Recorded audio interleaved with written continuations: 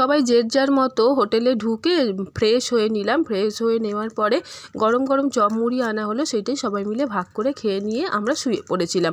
পরের দিন সকালবেলা উঠেই ফ্রেশ হয়ে আমরা ব্রেকফাস্টটা সেরে নিয়েছিলাম। সেরে নেওয়ার পরে সবাই টোটো ভাড়া করে ঘুরতে বেরিয়ে পড়েছিলাম। এই যে পিছনে ফুলের বাগানটা এত ভালো লেগেছিল, সেটাই তোমাদের দেখানোর চেষ্টা করছিলাম।